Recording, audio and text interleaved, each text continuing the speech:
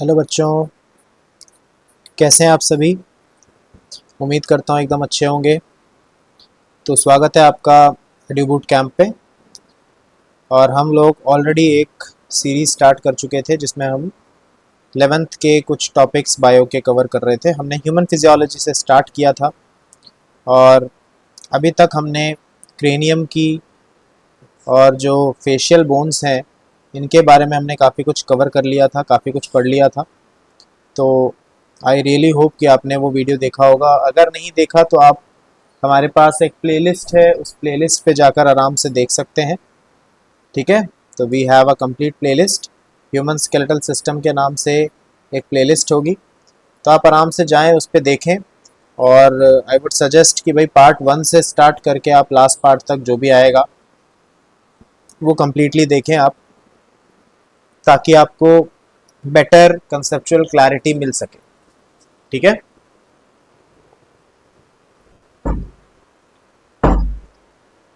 Okay.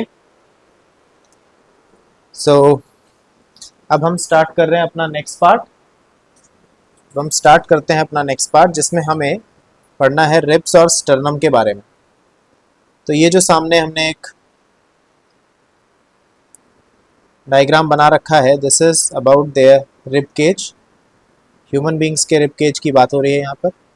और इस rib cage के अंदर भी ये वाला जो पूरा पार्ट है जो आपको ऐसे दिख रहा होगा, ये जो पूरा का पूरा पार्ट है ये मैंने यहाँ पर सेपरेटली दिखाया है। And this is the part of sternum. तो ये जो तुम्हें सामने की तरफ दिख रही है bone, this is the sternum. Alright, तो ये स्टर्नम है। फाइन, तो दिस इज स्टर्नम। अब इस स्टर्नम के देखिए 3 पार्ट हैं जो यहाँ पर अलग अलग आपको नज़र आ रहे हैं। ठीक है, there are 3 parts of the sternum. और ये तीनों ही पार्ट जो हैं वो आपको क्लियरली नज़र आते हैं स्टर्नम के अंदर। तो जो सबसे पहला जो पार्ट है इसको हम मैन्यूब्रियम कहते हैं। This is called manubrium. ठीक है, प्रोटोस्टर्नम भी कुछ जगहों पे लिखा होता है, but manubrium is okay. Manubrium is a very commonly use term, तो आपको अननेसेसरी कंफ्यूज होने की ज़रूरत नहीं है। ये जो बीच वाला पार्ट आप देख पा रहे हैं, स्लाइटली रेडिश अपीयरेंस आ रहा है जिसका इस डायग्राम के अंदर, ये वाला पार्ट। ठीक है, तो दिस इज कॉल्ड बॉडी, और ये बॉडी कहलाती है। ठीक है, और सबसे लास्ट में ये जो छोटा सा पार्ट दिखता है आपको, this is called xiphoid process. This is called xiphoid process. Okay, so ये हमारे पास बोन्स हैं कुछ, जिसमें से हमारे पास अभी हमने स्टर्नम पढ़ा। स्टर्नम के 3 पार्ट हमने देखे, और मैन्यूब्रियम, बॉडी और जिफाइड प्रोसेस करके तीनों पार्ट्स आपको इस स्टर्नम के अंदर नजर आते हैं। अब देखिए इस स्टर्नम में हो क्या रहा है। देखो, स्टर्नम को बेसिकली हम ब्रेस्ट बोन कहते हैं या चेस्ट बोन कहते हैं। ठीक है, तो जो हमारे पास सबसे सामने की तरफ जो बोन है उसे हम स्टर्नम कहते हैं। अब स्टर्नम जो है वो रिब्स के अटैचमेंट का साइट बना रहा है बेटा। ठीक है, it is forming the site of attachment of ribs. तो it is indeed very important type of a bone. ठीक है, तो आप जैसे इस जगह पर भी देख सकते हैं कि जैसे ये है, तो यहाँ पर आकर रिब्स अटैच हुई पड़ी है ना, तो रिब्स अटैच हुई गई। अब इसके अंदर आप देख सकते हो कि रिब्स जो हैं वो यहाँ पर ऐसे मैंने व्हाइट से रिप्रेजेंट किया है, तो दिस इज रिब। लेकिन यहाँ पर एक ब्लैक से भी मैंने कोई चीज रिप्रेजेंट की है, तो इसको हम बोलते हैं कॉस्टल कार्टिलेज बेटा। तो कॉस्टल कार्टिलेज, अब देखो एक बोन जब दूसरे बोन से अटैच होती है तो वहां पर एक छोटा सा कार्टिलेज आर्टिकुलेशन के लिए आता है। एक छोटा सा कार्टिलेज होता है जो कि उसको जुड़ने में हेल्प करता है, तो ये कॉस्टल कार्टिलेज। ठीक है, तो ये बात समझ में आ रही है अपने को। तो दिस इज कॉस्टल कार्टिलेज, और फिर उसके ऊपर आकर इस तरीके से बोन अटैच्ड। तो जो रिब की बोन होती है ना, वो 2 साइड ऐसे अटैच होती है। सामने की तरफ तो किसी चीज पर अटैच होगी, और पीछे की तरफ वर्टिब्रल कॉलम पर अटैच होगी। वर्टिब्रल कॉलम आप समझते हैं। अगर वर्टिब्रल कॉलम अगर आपको नहीं ऐसे समझ में आता तो आप इसको बैकबोन समझ सकते हैं। ठीक है, तो बैकबोन पे तो रिब्स जो है वो पीछे की तरफ बैकबोन पर अटैच्ड है, और आगे की तरफ जो है वो हमारे स्टर्नम पर अटैच्ड है। हाँ, लेकिन सारी बोन ऐसा बिहेव करे ऐसा जरूरी नहीं है। तो not all bones behave like this. तो अभी हम देखेंगे कि कैसे कैसी क्या क्या बोन्स होती हैं। ठीक है, तो अब हम पढ़ते हैं स्टर्नम के बाद रिब्स के बारे में। किसके बारे में बेटा? तो रिब्स के बारे में पढ़ रहे हैं हम। और जो रिब्स होती है या जो रिब बोन्स होती हैं, ये 3 मेन टाइप की होती हैं, 3 टाइप्स की। सुनते रहना बहुत आराम से, ध्यान से, और मैं सारी चीज़ें डिमॉन्स्ट्रेट करूंगा, उसके बाद आराम से हम देखेंगे कि कहाँ पर क्या है। तो जो रिब्स होती हैं वो तीन टाइप की होती हैं। एक जो हमारे पास रिब है उसे हम नाम देते हैं true rib, this is called true rib. इसे हम वर्टिब्रोस्टर्नल रिब भी कहते हैं, वर्टिब्रोस्टर्नल रिब, ठीक है। और ये 1 से लेकर 7 जो पेयर है ना रिब की, वो जो है हमारे पास, तो दैट इज ट्रू रिब या वर्टिब्रोस्टर्नल रिब।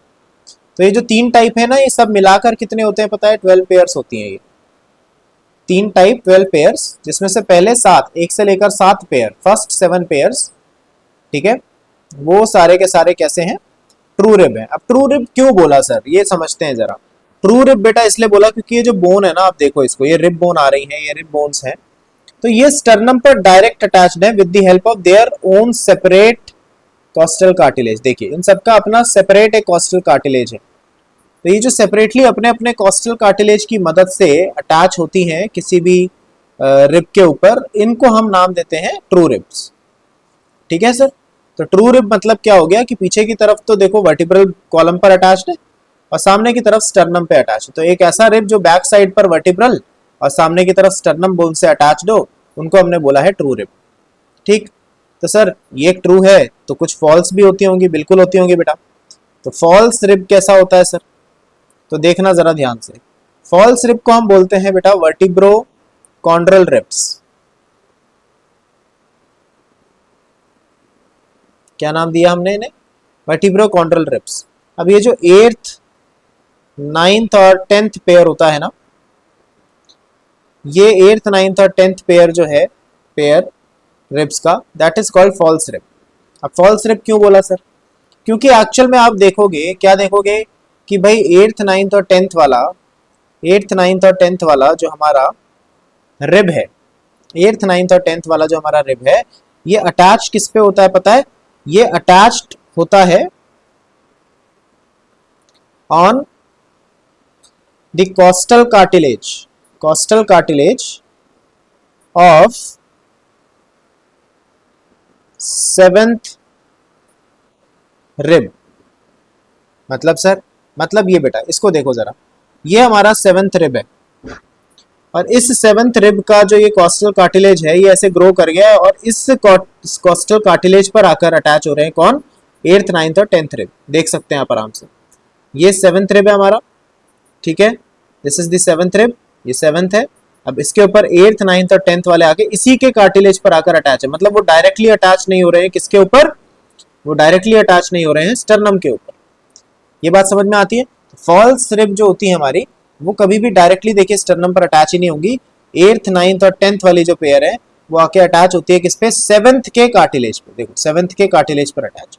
अब दोनों तरीके से देखो, ये एक ऑलरेडी इंटरनेट से डाउनलोडेड डायग्राम है, ये मैंने खुद से बनाया था, और दोनों ही डायग्राम्स के अंदर आप देख सकते हैं ये जो 7th का जो कॉस्टल कार्टिलेज है वो थोड़ा एक्सटेंडेड है, एक्स्ट्रा ग्रो कर गया है, और उस पर आकर 8th 9th और 10th पेयर जो है वो आपस में जुड़ते हैं आकर, ठीक है ना, ऐसे करके। तो ये बात आपको समझनी है। तो 8th 9th 10th ये सारे तीनों मिलाकर कैसे हैं? ये तीनों हैं false ribs. I really hope के बात समझ आती होगी। अब जो हमारे पास तीसरा टाइप है ना बेटा रिब्स का, उसे हम कहते हैं फ्लोटिंग रिब्स। उसे हम क्या बोलते हैं बच्चे? Floating rib. अब फ्लोटिंग रिब का क्या मतलब हो गया सर? ये कैसे रिब होते हैं? फ्लोटिंग रिब बेटा कैसे रिब है, मैं समझाता हूं आपको। ये ऐसे रिब्स हैं जो डॉर्सली यानी कि पीठ की तरफ, पीछे की तरफ अटैच्ड होते हैं to vertebral column, dorsally attached to vertebral column, लेकिन सामने की तरफ अटैच नहीं होते। तो ये तैर रहे हैं, सामने की तरफ से अटैच नहीं होते। तो आप इसको देखो जरा, ये वाली एक रिब देखो, ये देखो, ये वाली दिख रही है क्या रिब? यहां से ऐसे नीचे की तरफ से, और एक ये रिब दिख रही है क्या? तो डॉर्सली तो देखो बैकबोन पर अटैच है, ये जो वाला पार्ट है दिस इज बैकबोन। तो डॉर्सली पीठ की तरफ से बैकबोन पर अटैच है, लेकिन सामने की तरफ किसी चीज पर, ना तो स्टर्नम पे ना किसी कार्टिलेज पे, किसी पे भी अटैच नहीं है। तो ये ऐसी रिब्स को हम नाम देते हैं बेटा फ्लोटिंग रिब्स। तो जो हमारा 11th और 12th पेयर है, जो हमारा 11th और 12th पेयर है, उसे हम नाम देते हैं फ्लोटिंग रिब। ठीक है, तो ये 3 टाइप के रिब है। टोटल हो गया हमारे पास 12 पेयर। 12 पेयर यानी कि टोटल नंबर अगर मैं काउंट करूं तो ये हो जाएगा 24। तो 24 हड्डियां। इसके अलावा हमने पहले क्या पढ़ा था? हमने पहले पढ़ा था कि जो हमारा स्टर्नम होता है, स्टर्नम जिसको हमने चेस्ट बोन या ब्रेस्ट बोन बोला था। ठीक है, तो ये जो चेस्ट या ब्रेस्ट बोन है, दिस स्टर्नम हैज 3 पार्ट्स। और 3 पार्ट्स क्या क्या थे बेटा? मेनुब्रियम था, बॉडी था और जिफाइड प्रोसेस था। तो ये तीनों पार्ट है। आ गई बात समझ में? और आप इसमें देखें तो क्लियरली आपको दिखेगा कुछ ऐसे फैसेट्स बने हुए हैं, ऐसे कुछ ये डिप्रेशंस बनी हुई है जिसपे आकर हमारी जो रिब बोन है वो अटैच होती है। तो ये जो डिप्रेशन आपको दिख रहे हैं, these are the exact points where rib bone come and attach. ठीक है, तो इस तरीके से इस फैसेट पर आकर ये बोन्स अटैच होती हैं। ठीक है, तो ये रहा फैसेट और इन फैसेट्स पर आकर ये बोन्स अटैच होती हैं। आ रही बात समझ में? तो ये है। ठीक, हाँ। अब देखिए, अब ये जो हमारी रिब है ना, मैंने इस एक रिब को सेपरेट कर लिया। This is a single rib, it is a single rib. और इस सिंगल रिब का एक पार्ट जो है ये स्टर्नम से अटैचमेंट के लिए काम में आएगा। तो ये एंटीरियर पार्ट है इसका, वेंट्रल पार्ट है इसका, वेंट्रल साइड। और ये किस पर अटैच होगा? ये या तो it will attach either to the sternum, या तो स्टर्नम पर अटैच होगा बेटा, या फिर इट विल अटैच टू और टू द कॉस्टल कार्टिलेज, है ना? तो costal cartilage of 7th rib. तो या तो ये ट्रू होगा या फॉल्स होगा, है ना? फ्लोटिंग वाला तो एंटीरियरली कहीं अटैच ही नहीं होता, वेंट्रल साइड उसका कहीं अटैच नहीं होता, हमने देखा था। ठीक है, तो ये तो कहीं अटैच होता ही नहीं है, 11वां और 12वां। तो या तो भाई डायरेक्टली ऐसे स्टर्नम पर अटैच होगा कॉस्टल कार्टिलेज की मदद से, या 7th के कॉस्टल कार्टिलेज पर अटैच होगा। तो ये हमने पढ़ लिया। ठीक है, और ये जो हमारे पास ये जो डॉर्सल साइड पे हम देख पाते हैं, ठीक है, तो ये वाला जो पार्ट है ना, ये इसका डॉर्सल पार्ट है। ये सिंगल रिब है, नो डाउट। ठीक है, this is a single rib और ये इसका डॉर्सल पार्ट। और डॉर्सल पार्ट जो होता है बेटा वो अटैच होता है किस पे? हमेशा it is always attached to vertebral bone. ठीक है, it is always attached to vertebral bone. तो वर्टिब्रल बोन पर हमेशा अटैच होता है। और वर्टिब्रल बोन पर भी देखिए 2 पॉइंट अटैचमेंट होता है। It is always 2 point attachment. 2 point attachment है, मतलब ऐसा नहीं है कि एक पॉइंट पर ही अटैच हो, 2 पॉइंट पर अटैच होता है। और इसी वजह से इसको हम रिब को हम नाम क्या देते हैं बेटा? इसे हम नाम देते हैं बेटा bicephalic. Why do we call it bicephalic? क्योंकि इसका अटैचमेंट जो है डॉर्सली अपने वर्टिब्रल कॉलम के साथ वो 2 पॉइंट्स पर है। तो देखिए, अब जैसे ये वर्टिब्रल कॉलम है, इसको देखें जरा, ये वर्टिब्रल कॉलम है, जो हमारा हल्का जो ये पर्पलिश दिख रहा है, लिलियाक कलर का दिख रहा है, ये जो पर्टिकुलर पार्ट है, this is the vertebral column. और ये वर्टिब्रल कॉलम का जो एक बोन है, इसका ये जो पार्ट अभी मैं फिलहाल शेड कर रहा हूँ, है ना, हाईलाइट कर रहा हूँ, दिस पार्ट इज बॉडी। इसको हम बॉडी कहते हैं। तो आप देख सकते हैं कि रिब जो आ रही है, जो ब्लू वाला पार्ट है, रिब का है। तो रिब का एक सरफेस तो डायरेक्टली बेटा बॉडी से अटैच्ड है, और ये जो दूसरी आपको दिख रही है ना, ये प्रोजेक्शंस दिख रहे हैं, इनमें से ये जो साइड की तरफ प्रोजेक्शन दिखते हैं बेटा, ये जो साइड वाले प्रोजेक्शन है, ये वाले, इन्हें हम बोलते हैं ट्रांसवर्स प्रोजेक्शंस। तो आप देखोगे कि रिब का जो दूसरा सरफेस अटैच हुआ है वो ट्रांसवर्स प्रोसेस से हुआ है। ठीक है, ये बात आती है समझ में? तो एक पॉइंट अटैचमेंट हुआ है कहां पर? वर्टिब्रल कॉलम की बॉडी पे, और दूसरा पॉइंट अटैच हुआ है ट्रांसवर्स प्रोसेस पे। बाकी जब हम वर्टिब्रल बोन्स पढ़ेंगे तो उसके अंदर बॉडी क्या है, ट्रांसवर्स प्रोसेस क्या है, ये सारी बातें कवर हो जाएंगी। पर अभी के लिए बस आप ये समझे कि ऐसे साइड की तरफ जो निकल रहा है ये ट्रांसवर्स प्रोसेस है, रिब का एक हिस्सा यहाँ पर आकर अटैच हुआ है, और ये जो पार्ट आपको दिख रहा है दिस इज द बॉडी, और एक पार्ट रिब का आकर इस बॉडी पर अटैच हुआ है। और ये जो आप देख रहे हैं ये स्पाइनस प्रोसेस है, जो आप पीठ पर ऐसे फील कर सकते हैं। पीठ पर अगर आप हल्का सा प्रेस करके देखें अपनी फिंगर से, तो आपको ऐसा लगेगा कुछ तो नुकीला सा बाहर की तरफ निकला हुआ है, तो उसी को हम कहते हैं स्पाइनस प्रोसेस।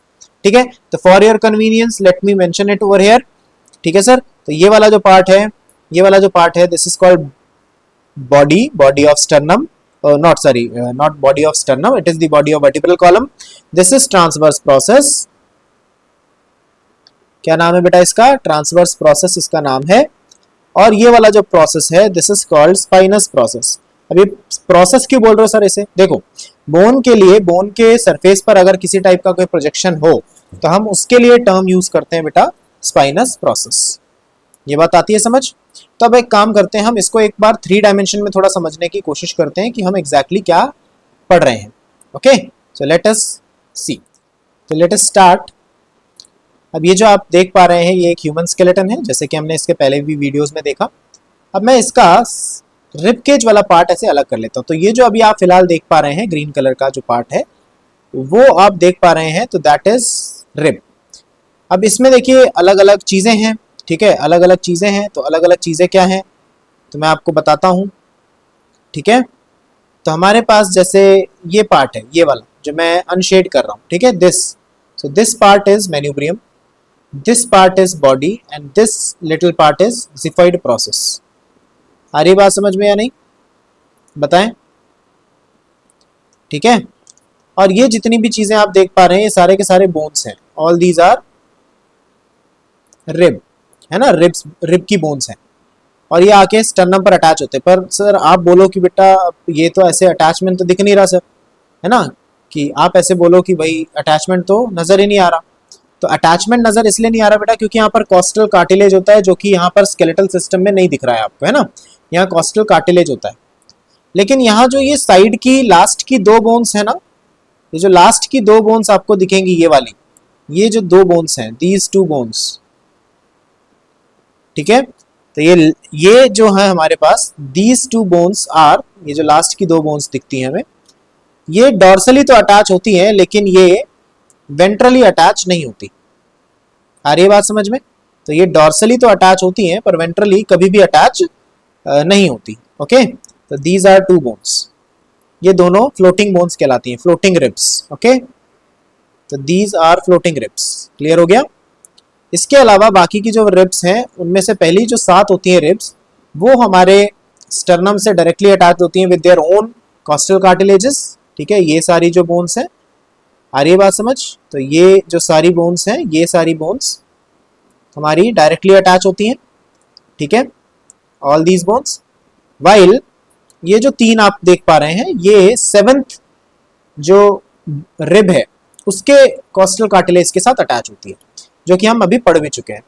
अच्छा, अब यहाँ पर देखिए अटैचमेंट अगर मुझे दिखाना हो, ठीक है, अगर मुझे अटैचमेंट दिखाना हो कि भाई कैसे चल रहा है कैसे नहीं, तो अगर हमें ये अटैचमेंट देखना हो तो मैं देखिए बाकी सबको छुपा देता हूँ अभी के लिए, और अब हम ये देखेंगे कि कैसे हमारी ये तो 2 बोन्स हैं अटैच्ड हैं, ठीक है, how are these 2 bones attached.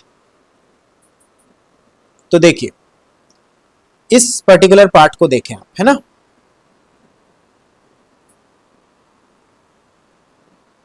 इस पर्टिकुलर पार्ट को देखें आप जरा।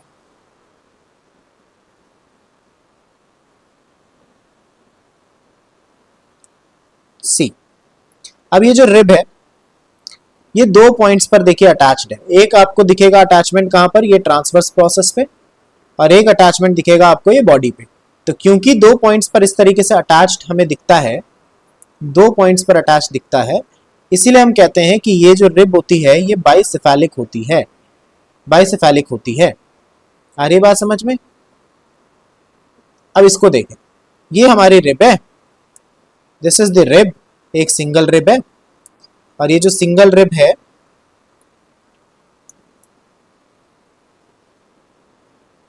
इसके पास ऐसे 2 अटैचमेंट के पॉइंट्स होते हैं, ठीक है, देयर आर 2 पॉइंट्स, ठीक है ना। तो ये है, so this is the attachment I was talking about, कि अगर हम किसी भी एक बोन का अटैचमेंट देख लें तो इस तरीके से हमें नजर आता है, देखो 2 पॉइंट्स पर नजर आएगा। और इसी वजह से हमने क्या बोला था कि हमारी जो रिब होती है वो बाइसेफेलिक होती है, ठीक है। तो आई रियली होप कि ये वाली बात आपको समझ में आई होगी, ठीक है। तो हम एक काम करते हैं, इस वाले पार्ट को, अपना जो ये रिब वाला पार्ट है, रिब केज वाला, इसको हम दोबारा से एक बार सेपरेट कर लेते हैं like this. So this is the rib cage, all right, and this is rib cage। और अब हम इस rib cage को अपने नोट्स पे अटैच कर लेंगे। Okay, so with this we have completed our next part, that is rib cage. ठीक है, रिब केज, और इसके अंदर हमने पढ़ लिया स्टर्नम के बारे में और सभी रिब्स के बारे में, रिब्स के 3 टाइप्स के बारे में, उनके अटैचमेंट के बारे में। Alright, so this was all about our third part of this human skeletal system, ribs और स्टर्नम वाला पार्ट। ठीक है, तो आई रियली होप कि ये वीडियो आपको पसंद आया होगा, इन्फॉर्मेटिव होगा आपके लिए, और आपकी जो स्टडीज़ है उसको आसान बना रहा होगा, इजी बना रहा होगा, कन्वीनियंट बना रहा होगा। पर फिर भी आई वुड रिकमेंड कि आप पार्ट 1 से बिल्कुल एंड तक देखें सारी चीज़ें, वीडियोस को स्किप ना करें, तो आपको थोड़ी बेटर कंसेप्चुअल क्लैरिटी मिल सकती है और मिलेगी भी। और with this thank you very much for your support. I will take a leave now and take care, God bless. मिलते हैं नेक्स्ट वीडियो में। ओके।